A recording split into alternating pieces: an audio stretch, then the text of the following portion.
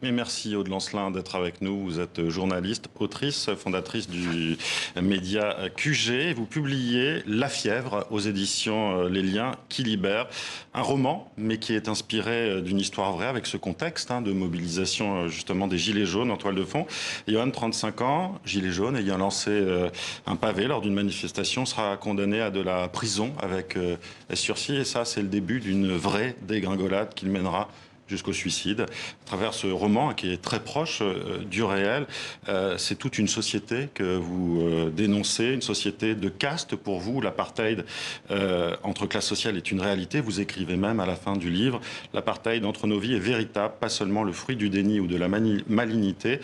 C'est un cri de douleur face à cette époque, j'ai l'impression, ce livre, non ? Oui, en effet, vous venez de le résumer très justement. C'est un livre sur la séparation entre les classes, entre les gens, sur l'impossibilité de se regarder, de se comprendre. Et j'ai écrit ce livre, j'ai voulu raconter de façon très humaine l'histoire de ce gilet jaune authentique, dont j'ai assisté à l'arrestation le 24 novembre 2018 sur les Champs-Élysées, pour donner à certains trentenaires parisiens, à certains bobos qui n'ont rien compris à ce qui se passait à quelques quartiers de chez eux, l'occasion de, cette fois-ci, humainement, par la sensibilité, de comprendre enfin la nature de ces événements.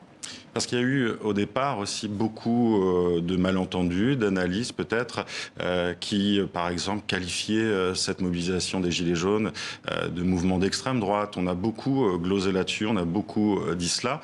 C'était aussi une manière pour vous d'expliquer que non, ce n'était pas que cela? Absolument, j'ai voulu laver leur honneur.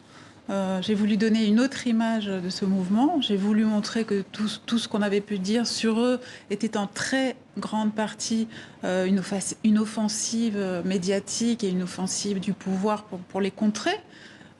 Voilà, donc on connaît les rayons paralysants habituels, antisémitisme, extrémisme, violence. Bon, voilà, j'ai voulu montrer que ces gens n'étaient pas ce qu'on avait pu dire d'eux, que souvent c'était des travailleurs très ordinaires, des gens en grande précarité matérielle pour la plupart, des femmes, des enfants, des personnes âgées, et qu'au fil des semaines, on a terrorisé jusqu'à les empêcher de venir s'exprimer dans la rue.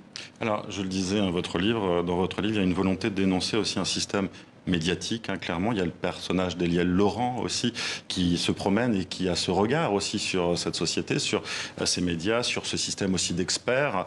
Est-ce que vous avez envie de dénoncer aussi ce que certains qualifient aujourd'hui de bourgeoisie intellectuelle ? Oui, bien sûr. Je décris à travers ce livre, je fais la satire même. Enfin, il y a aussi une vocation humoristique dans certains. Notamment à travers le sociologue, oui. Voilà, je décris des dîners d'intellectuels et d'élites, de supposées élites intellectuelles qui sont complètement démunies face à ces prolétaires qui surgissent pour la première fois depuis des dizaines d'années en pleine lumière. Et oui, il y a une forme de réquisitoire dans ce livre contre toute une caste intellectuelle et journalistique qui ne regarde plus le peuple. Et vous écrivez aussi « La presse de progrès parlait comme le pouvoir ». Ça, c'est un constat que vous faites ? Alors, c'est le cas. Bon, moi, j'ai déjà écrit plusieurs livres sur l'état des médias français, leur rachat par le CAC 40 et tout ce que ça a comme conséquences sociologiques sur les personnes qui sont recrutées dans ces rédactions. Malheureusement, nos confrères que nous connaissons tous. Et c'est vrai que dans des titres, bon, le journaliste qui est l'un de mes héros travaille à Libération. Bon, bah là, on a là un résumé quand même extrêmement éloquent de ce qu'est la presse française aujourd'hui. C'était un grand titre d'extrême gauche et maintenant, ils sont dans les locaux de BFM TV. Aujourd'hui, vous voyez ces manifestants, ces gilets jaunes qui retournent dans la rue. On parle d'1 millier de personnes à Paris. Est-ce que vous pensez que la mobilisation peut grandir, comme il y a 2 ans, redevenir cette contestation de masse contre le pouvoir ? Alors moi, je pense qu'il faut être très humble par rapport aux événements.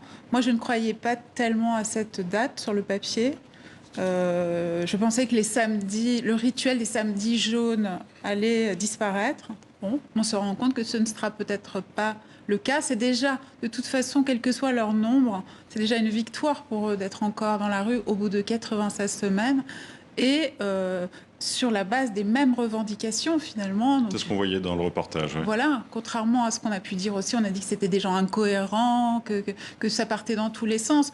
Mais enfin bon, on voit bien, le cœur de leurs revendications, c'est la justice sociale, la redistribution, la justice fiscale et la démocratisation des institutions françaises. Et là, le chemin est encore long à parcourir. Et notamment à travers justement la revendication du RIC, sur un référendum d'initiative citoyenne.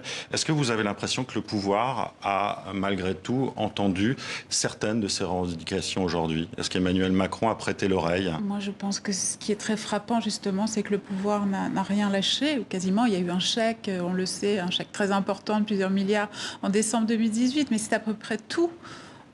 Et le pouvoir continue à avancer à marche forcée sur des réformes antisociales extrêmement dures. On parle à nouveau de la réforme des retraites et chaque combat social s'est pour l'instant cassé les dents sur cette dureté. Donc les gens se sentent tout de même assez démunis. La colère, elle, je pense, est tout à fait intacte et je dirais même que le pouvoir, en étant aussi dur, prépare des années très difficile pour la France. Et je pense la résurgence d'une véritable violence qui sera autre chose que la farce gentille des Gilets jaunes. Vous parlez de farce gentille, donc vous pensez à quoi quand vous parlez vous parlez clairement d'une révolution violente, par exemple? Je pense, c'est une des hypothèses que je formule dans le livre, même si c'est par le biais du roman, à la renaissance de mouvements du type action directe, de formes de terrorisme, non pas islamiste, mais blanc. C'est vrai que maintenant, le tabou de la violence est en train de sauter dans la tête de certains des plus endurcis. Et ça, finalement, ce sera, à mes yeux, le legs d'Emmanuel Macron à notre pays. Et je n'y suis pas favorable, autant vous le dire.